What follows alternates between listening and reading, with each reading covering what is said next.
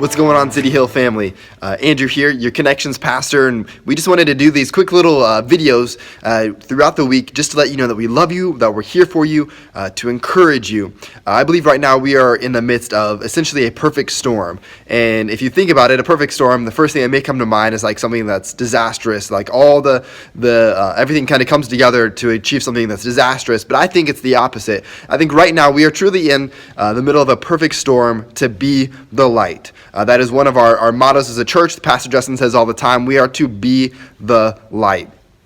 As I've been doing kind of some history research, I love history, about past pandemics and about things of that nature, it just really struck me as how the early church handled pandemics in the past. When society would freak out, literally throw their loved ones who had become sick to the streets, whether they were dead or still alive, abandon them. It was the Christians who stood up, who loved people, who were out caring for the sick, loving one another, providing for people in any way that they could, even though in a lot of the cases they themselves ended up contracting the very same thing and ended up dying from it.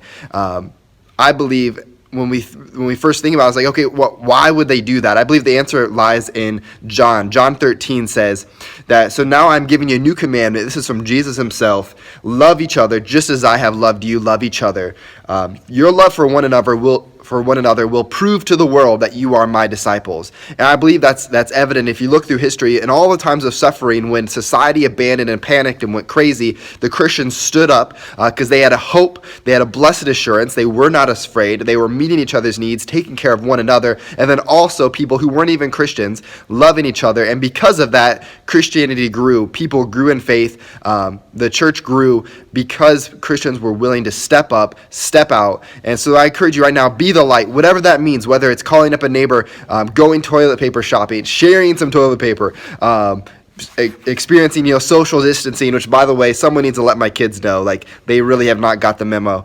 But just love one another. If a neighbor of yours is elderly or sick or a weak immune system, go grocery shopping for them.